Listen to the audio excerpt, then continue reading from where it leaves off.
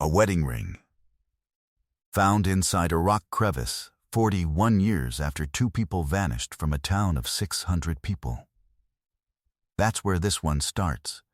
And by the end of it, you'll understand why the sheriff who finally solved it says he still can't sleep some nights. Larkspur Hollow, Wyoming. Population 612.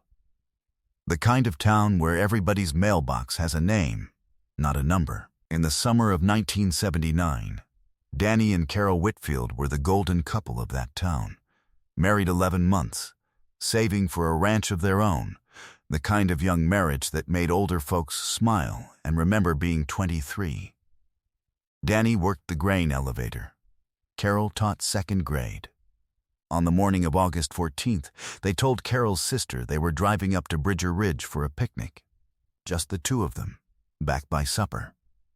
They never came home. And what investigators would eventually find hidden at that ridge would take 4 decades, 3 sheriffs, and 1 retired schoolteacher who refused to let the case die. By the time you finish this video, you'll know exactly who did this, how they got away with it for so long, and what finally brought them down. Stay with me. Larkspur Hollow in 1979 was the kind of place where the diner opened at 5 and the regulars had their coffee poured before they sat down. Grain silos rose up against a sky so wide it made newcomers dizzy. The 4th of July parade ran exactly 4 blocks, and everybody watched it twice. Once from the sidewalk, and once from their porch after it looped back.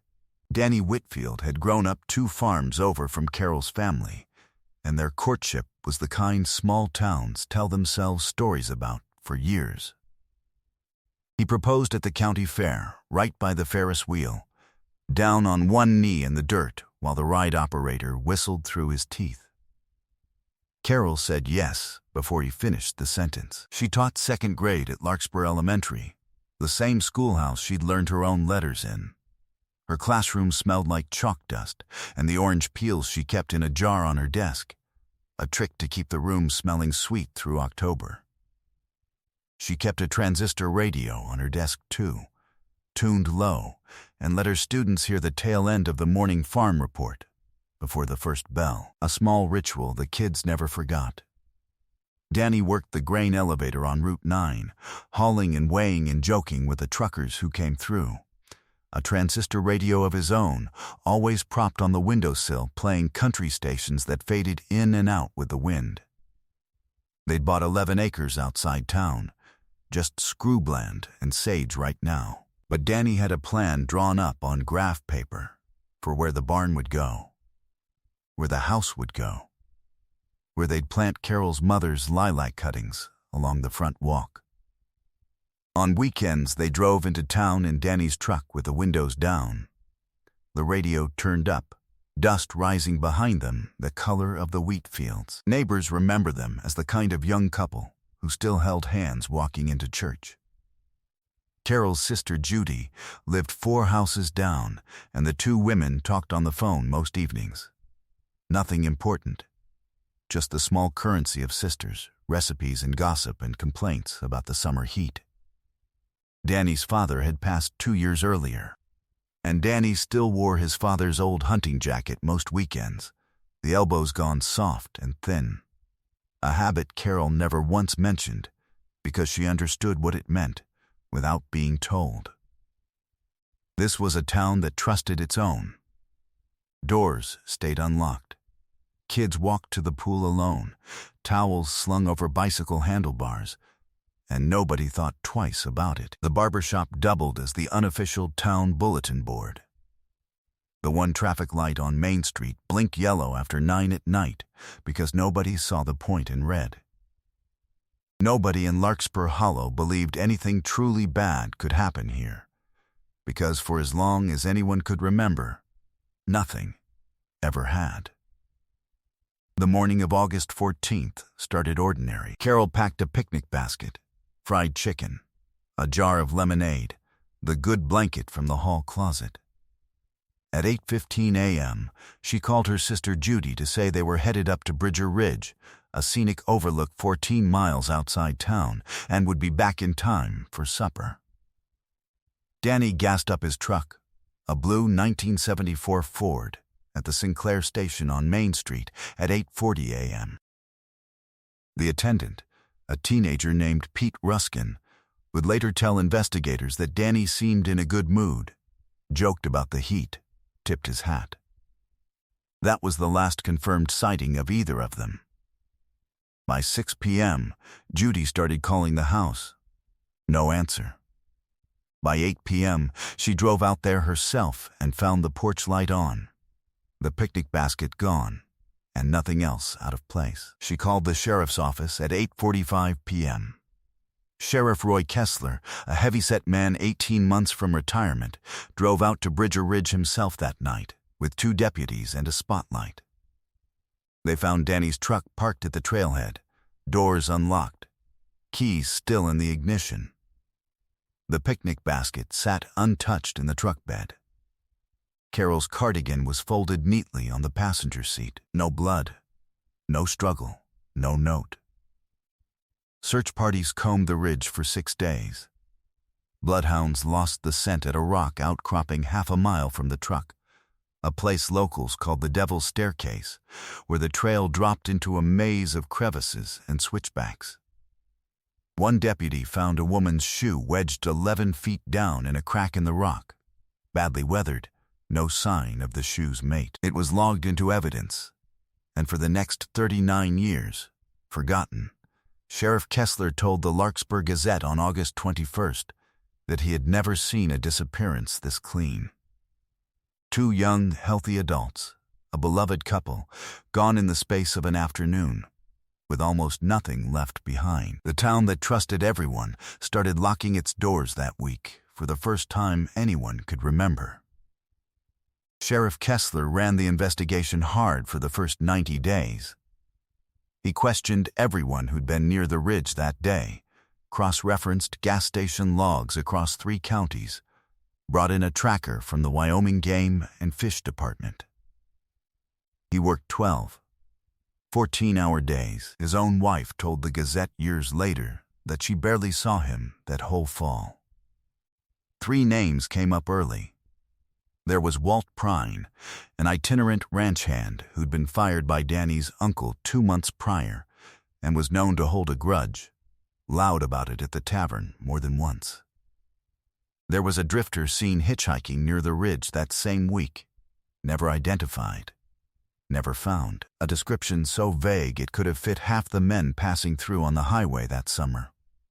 And there was Ferris Doyle, a quiet man who ran the feed store, who had, according to one witness, always looked a little too long at Carol when she came in for supplies. Nothing more specific than that. A feeling, not a fact. Kessler cleared Walt Prine within 3 weeks. He'd been working a job 200 miles away with 4 witnesses to prove it. Time cards and all. An alibi that closed as fast as it opened. The drifter was never located at all. A dead end that haunted the file for decades, resurrected every time a new investigator opened the box and read the same 4 sentences about a man nobody could name. Ferris Doyle was questioned twice, said he'd been at the feed store all day, and the one part-time clerk on shift backed him up without hesitation. Kessler pushed harder on Doyle than the file would later show, according to a retired deputy who spoke about it decades afterward. But there was nothing to push against. No blood on his clothes. No inconsistency in his story. No physical evidence tying him to anything at all. Sheriff Kessler wrote in his own notes, later found in the file, that his gut told him something was wrong with the feed store answer. But a gut feeling wasn't enough to charge a man in 1979, and it still isn't enough today. Meanwhile, the official story and the family's story had already started to split apart. Kessler's report, filed that October, described a presumed accident or foul play, insufficient evidence to determine. Judy's version, repeated to anyone who'd listen, was blunter. Somebody in this town did this, and somebody in this town knows. The two accounts sat side by side in the town's memory for years. The careful language of a police file and the certainty of a grieving sister, and neither one moved the other an inch. Budget cuts hit the sheriff's department hard in 1981, and the two deputies who had worked the case longest were reassigned to patrol duties across a county that had grown, not shrunk. There was simply no manpower left to keep chasing a trail that had already gone cold. The case went cold by Christmas of that first year. Filed, boxed, and left to wait for a version of forensic science that didn't exist yet, and for the state budget to someday allow someone to look again. Judy never accepted it. She wrote to the State Crime Bureau every year on the anniversary, a habit that outlasted 2 changes in sheriff and 4 changes in governor. She kept Carol's classroom photo on her refrigerator for 40 years. The Larkspur Gazette ran a Whatever Happened to feature every 5 years, and each time a little more of the town's certainty eroded. Officially, the file stayed open, technically active, practically abandoned, gathering dust in a records room that flooded twice and lost half its labels. By 1990, the department had turned over twice, and the new deputies barely knew the Whitfield name. 10 years became 20. Judy's hair went gray. She moved Carol's photograph from the refrigerator to a frame on the wall, a small concession to time passing, though she couldn't have said exactly when she made it. Danny's mother died in 1994, still asking, in her last clear week, whether they'd found her boy. The high school retired Carol's homeroom number out of some unspoken respect nobody quite explained to the new teachers. A small ritual that outlived the people who remembered why it started. Every August 14th, someone left flowers at the base of Bridger Ridge, and nobody ever admitted to it. Though most people suspected Judy. By 1989, Sheriff Kessler had retired, and the file passed to a new sheriff who read it once, closed it, and rarely opened it again. By 1999, that sheriff had retired too, and a third one inherited a records room that had flooded the previous spring.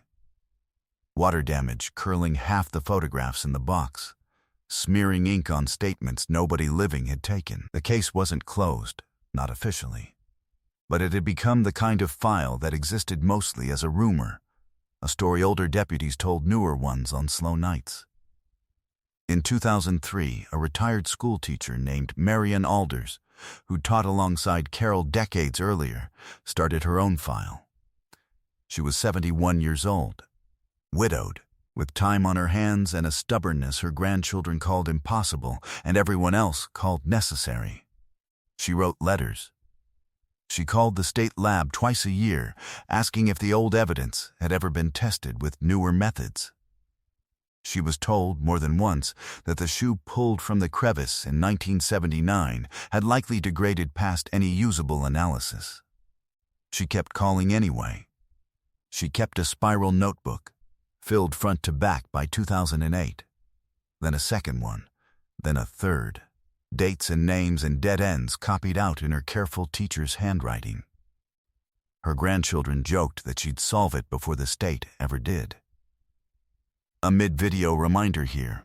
If a case like this one has ever mattered to you, hit subscribe, because these stories only get found and told because people keep looking, both the investigators and the viewers who won't let them be forgotten. By 2015, Marian had outlived 2 of the original deputies and buried her own husband, and she was still calling the lab twice a year. The same question, the same patient voice. 12 years running by then. Judy, by this point in her 70s herself, had started driving Marian to those calls. The 2 women sitting together at Judy's kitchen table with the phone on speaker, waiting through hold music for an answer that never changed. Something was coming. It just hadn't arrived yet. In 2019, the Wyoming Division of Criminal Investigation received a state grant for cold case NARA testing. aimed specifically at cases with any surviving biological evidence, however degraded. A young forensic analyst named Priya Nair pulled the Whitfield file almost by accident, flagged because Marion Alders had called in a request that same month. The shoe from the Devil's Staircase had survived, badly deteriorated but sealed since 1979 in a paper evidence bag. A detail that mattered more than anyone realized at the time, since paper, unlike plastic, lets material breathe instead of trapping moisture and destroying it. Inside the shoe, in a fold near the heel, technicians found a small amount of degraded biological material. Not Carol's. A partial male profile. Skin cells, not blood. Someone else had touched that shoe. The lab ran it against every database available. No direct match. But familial DNA search, a technique barely available a decade earlier, flagged a distant cousin in a genetic genealogy database. Someone who'd submitted their own DNA for an ancestry kit, never imagining it would reach backward into 1979. Investigators built a family tree stretching 4 generations. Genealogists cross-referencing marriage records and census documents from 3 counties. One branch led straight back to Larkspur Hollow. One name on that branch made Priya Nair sit back in her chair. Ferris Doyle. When Marion Alders got the call from Priya Nair that spring, 20 years, almost to the month since she'd started asking, she reportedly sat down on her own porch steps before she could speak. She called Judy before she called anyone else. Judy, in her own telling, didn't cry at first. She just said, "I knew it wasn't a stranger. I always knew that." Ferris Doyle had died in 2011. But he had a son, Warren Doyle, still living 20 miles outside Larkspur Hollow. A man now in his 60s who had inherited his father's old feed store property. Detective Marcus Reyes, who had taken over the reopened file, drove out to interview him in the spring of 2021. Warren was cooperative, almost eager to talk about his father, until Reyes mentioned Bridger Ridge. Warren's face changed. He asked for a lawyer before the next question was even finished. Warrant in hand, investigators searched the old Doyle property. In a collapsed root cellar behind the original feed store building, they found a rusted metal toolbox, sealed shut, buried under decades of debris. Inside were 2 things: Carol Whitfield's wedding ring, engraved with the date of her marriage, and Danny Whitfield's pocket knife, initials still visible on the handle. Both items matched descriptions Judy had given in 1979, descriptions that had sat in the file for 42 years waiting for someone to need them.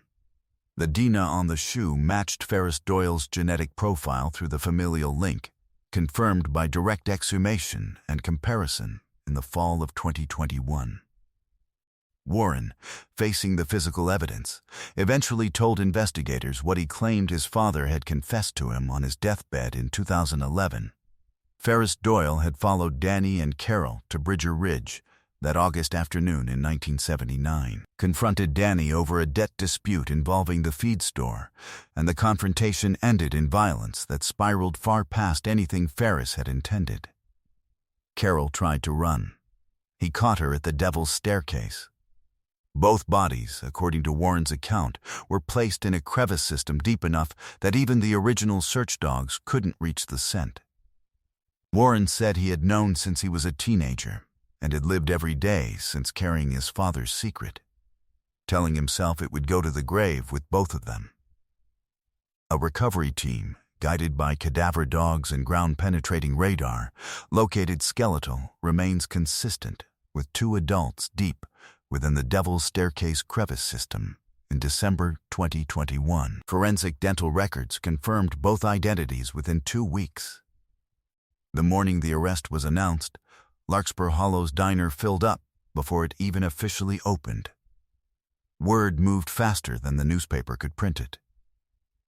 People who hadn't spoken in years called each other just to say, "Did you hear?"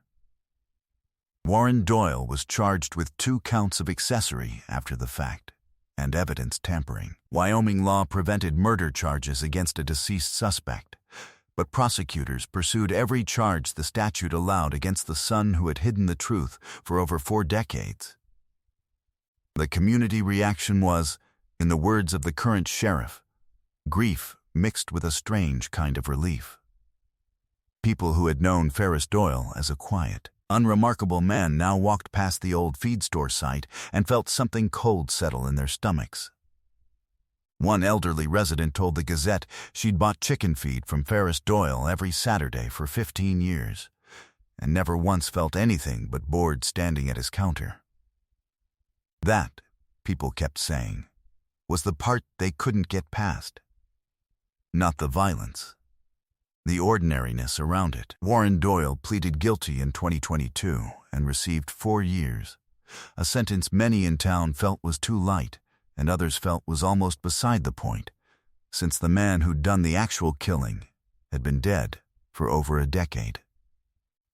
At sentencing, Warren spoke for less than a minute. He said he had been a teenager when his father told him, too frightened and too loyal to do anything but bury it along with the toolbox, and that he had told himself every year since that silence was the same as mercy.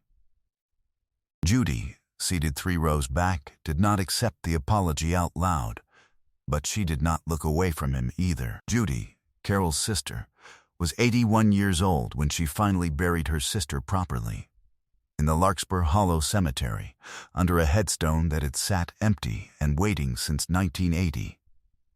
Marion Alders, the retired teacher who had refused to stop calling the lab twice a year for nearly 2 decades, attended the funeral in a wheelchair, 90 years old, and was asked to speak. She said only this: "Some promises don't have an expiration date." Danny's old work jacket, the one that had belonged to his father, was found folded in the toolbox alongside the ring and the knife, and Judy asked for it to be buried with him. The last photograph anyone has of Carol Whitfield shows her laughing at the county fair, the same fair where Danny proposed, her head thrown back, unaware of anything the next 4 decades would take from the people who loved her. That's the image Larkspur Hollow chose to run alongside the funeral notice. Not the crevice, not the toolbox, not the 42 years of silence, but a young woman laughing under string lights, certain her whole life was still ahead of her. The Gazette printed it above the fold, the same photo that had sat in Judy's kitchen drawer since 1979, finally seen by the whole town at once. What strikes you, working through a case like this, is how ordinary evil so often looks. Ferris Doyle sold feed and seed to the same families for 30 years. He nodded to Judy in the grocery store. He let his own son carry the weight of what he'd done rather than ever say it out loud himself, and in doing that, he stole not just 2 lives but a third, because Warren Doyle spent his whole adulthood as a kind of prisoner to a secret he never asked for. Justice, in this case, arrived diluted, split between a dead man who faced no court and a living man who faced a reduced one. And maybe that's the most honest thing this story can tell you. Sometimes the case gets solved, and it still doesn't feel finished. Would you have kept calling the lab for 20 years, the way Marion did? Would you have recognized Ferris Doyle for what he was, sitting across the counter from him at the feed store? And what do you think Warren Doyle owed the Whitfield family that he never gave them? Let me know in the comments below. And if this story stayed with you, subscribe for more cases like it, the ones that took decades, and the people who refused to let them go.